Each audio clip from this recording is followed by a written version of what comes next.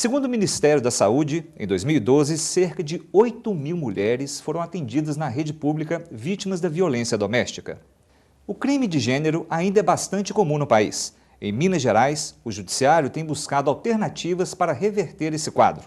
Os agressores, além de punidos, são encaminhados para grupos de reflexão onde falam sobre os atos praticados e sobre as dificuldades em mudar essa cultura. Veja os resultados. Velas apagadas. Um jantar romântico que termina em agressão.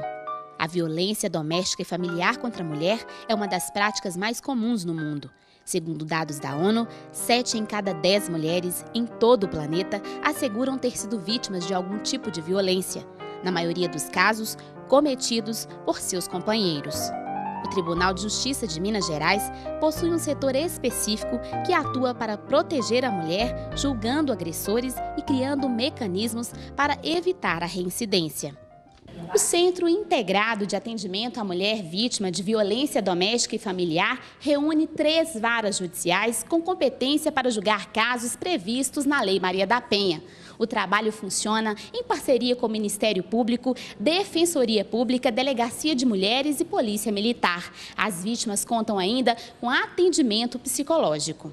Logo que chega o procedimento na vara, é encaminhado o processo ao setor técnico e as psicólogas e assistentes sociais agendam com a vítima a entrevista e iniciam o trabalho de acompanhamento psicológico. O trabalho da equipe interprofissional visa mais a subsidiar o juiz no aspecto jurídico do processo, inclusive direcionar qual a medida protetiva que a vítima necessita naquele momento em que ela está sendo vítima de violência doméstica familiar. As medidas protetivas podem ser a retirada do agressor do lar ou o afastamento dele em relação à vítima por distância delimitada pelo juiz. Um trabalho desafiante, levando-se em conta os fatores sociais e a cultura machista e agressora dos homens que reforçam os atos de violência. Na maioria das vezes, o que nós temos observado aqui é o uso excessivo de álcool e as drogas.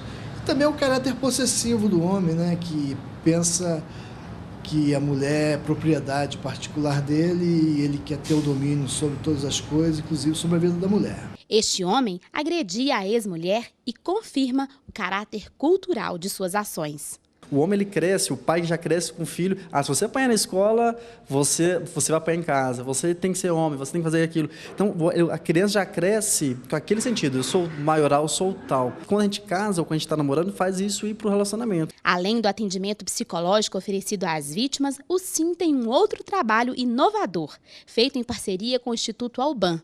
Os agressores participam de grupos reflexivos na tentativa de mudar a cultura da violência masculina contra o gênero feminino. Então, de 2005 até agora, a gente já trabalhou com mais de 800 homens. Então, a gente atende tanto a Lei Maria da Penha quanto a violência intrafamiliar também. Elvis descumpriu uma medida protetiva imposta pelo juiz em favor de sua ex-mulher e ficou preso por 28 dias. Ele já saiu da cadeia com a determinação judicial para participar dos grupos reflexivos. O Instituto Alban ele vem exatamente para isso. São grupos de reflexões, onde ali você tem todo o apoio do que está acontecendo. Volto a dizer, eles não colocam você como culpado, você é culpado e tal, você fez isso. Não. Mostra que você tem que mudar dali para frente. Não importa o que você fez no passado, mas sim, agora você quer mudança, você tem que mudar. Para a especialista, não basta culpabilizar. As reflexões devem reforçar o senso de responsabilidade e conscientizar o agressor. Então, a gente vai trabalhar com esse homem, primeiro, a responsabilização pelo ato de violência.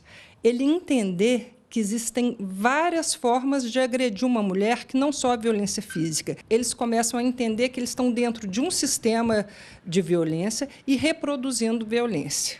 Os grupos são presididos por profissionais, em sua maioria mestres em estudos de gêneros, que buscam nas reuniões a desconstrução da identidade machista.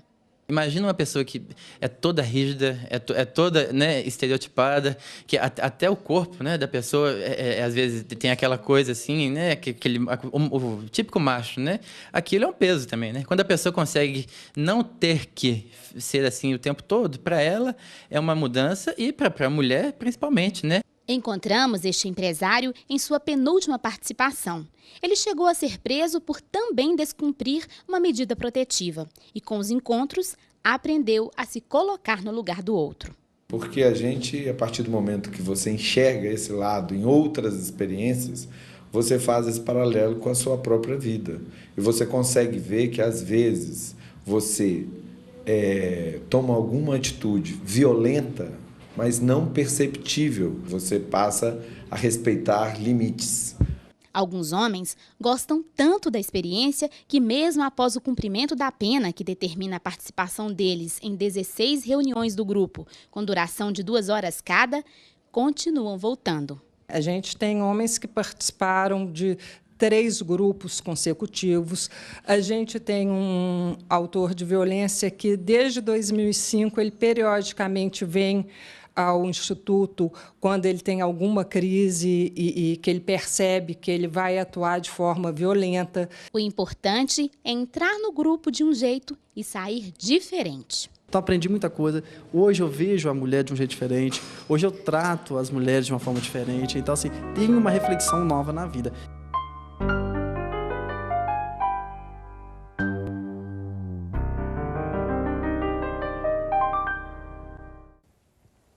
Desembargador, após a ocorrência desses crimes, esses grupos reflexivos realmente são eficazes no combate à violência? Eu reputo esses grupos fantásticos. São grupos formados por um esforço sobre-humano, porque, como o próprio juiz disse, eles tentam mudar a cultura. Eles tentam abrir a porta, abrir, vamos dizer, a mente, a cabeça dessas pessoas através de novos valores.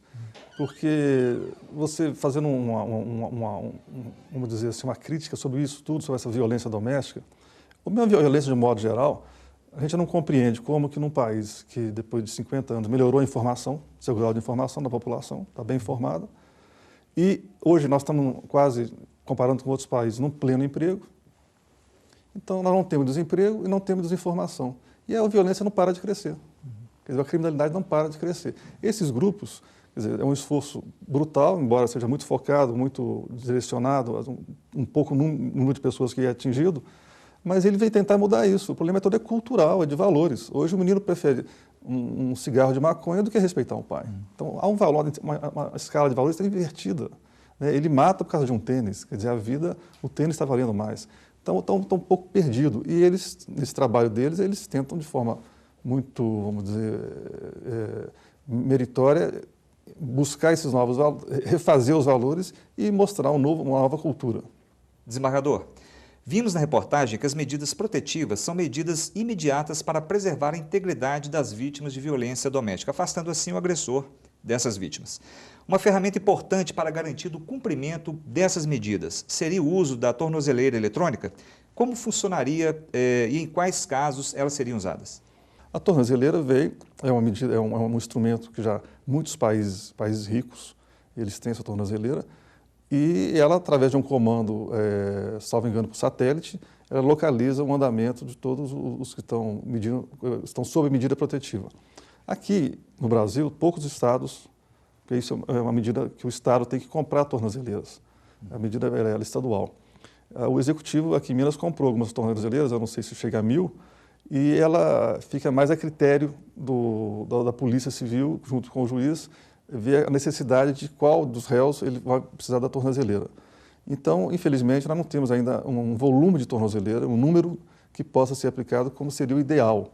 Mas já começamos nesse passo. E ela surge efeito, porque ela localiza onde a pessoa está andando e muitas vezes até outros motivos, não só da Lei Maria da Penha, mas por outros motivos precisa da tornozeleira e com ela a justiça sabe se o réu está cumprindo as determinações ou não.